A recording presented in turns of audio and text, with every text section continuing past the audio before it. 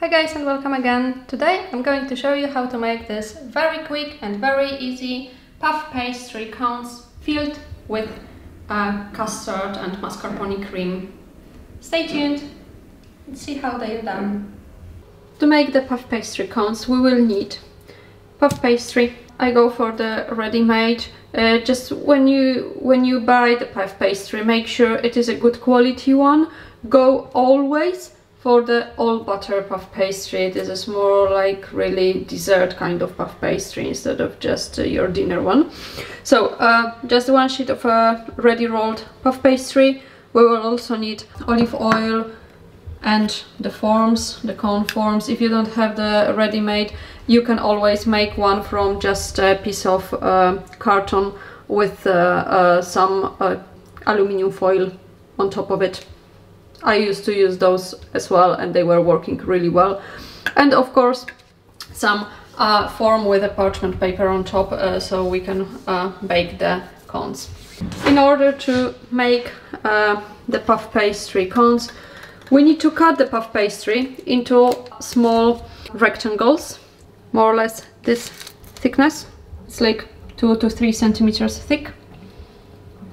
You just cut the strip like this. You need to remember to work quite fast with the ready rolled puff pastry because the butter inside melts very quickly. We use a little bit of oil in order to brush our cones so the dough then doesn't stick too much to it. And in order to do it, we just roll our puff pastry like this on the cone. You don't want to touch it too much because it will make the butter melt faster and it will stick all over. First cone is ready. We just put it on the parchment paper and proceed with the rest of them. Okay, right now that we rolled the dough on the form, we will just egg wash it and put in the oven. So right now you can preheat the oven to 180 degrees Celsius with fan and we'll just egg wash it quickly and bake. And right now we will be baking it for 20 minutes.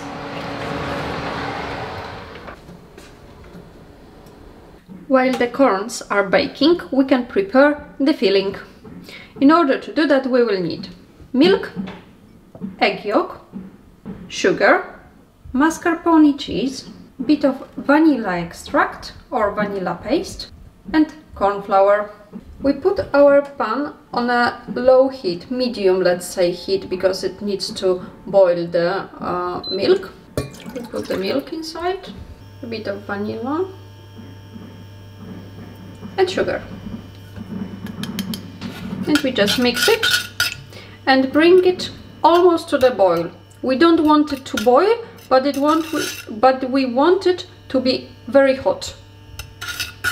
The sugar needs to melt completely and the vanilla needs to dissolve as well. While this is heating up, we can mix together the egg yolk and the cornstarch. It will create a smooth paste. Like this. As you can see, the steam is going up from the pan. The milk is almost boiling. That's ready. We don't want it to boil. So right now we need to pour our milk into the egg mixture very, very slowly, mixing all the time. We want a thick custard, not a scrambled egg. Okay, so very, very slowly.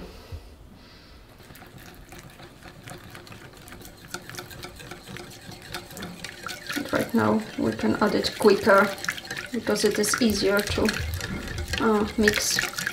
And right now we will transfer this back to the pan and we put it on a medium heat and we will be mixing it all the time until it thickens. As you can see, it thickens up really nicely. We just heat it up just a little bit longer so we make sure that the egg and flour are all cooked properly and nicely, so you cannot taste the raw flour in it. This part is done. And before we can proceed to mixing it with the mascarpone cheese, we have to cool it down first. So in order to do that, we transfer it to another container, preferably glass, because it just gives heat very quickly. And we cover it with a cling film, so the crust on top doesn't appear. When we have the custard in the container, we need to cover the whole surface with a cling film. Otherwise the skin appears and it's very difficult to then take it away from the rest of the custard. And if we mix it together with the rest, it just has this unappealing clumps in it, which is completely not nice. So right now we put it in the fridge for more or less 1 hour until it cools down completely, and then we will be mixing it together with the mascarpone cheese to create a really nice and soft filling. When the custard has chilled down, we can right now mix it together with the mascarpone cheese to create nice and smooth filling. You can just use the mixer to make it quicker. That's enough. After 20 minutes, they are done and ready. That's how they look like.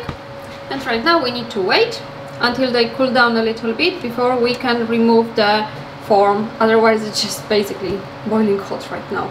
When the cones cool down, right now we can just remove the forms from within. And you can see they're nice and hollow inside, so we can fill them in with some cream.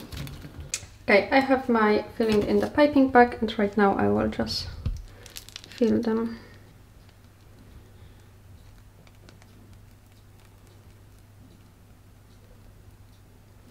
Okay, so the cones are ready right now to be eaten. They are the best when they are fresh and still very crispy.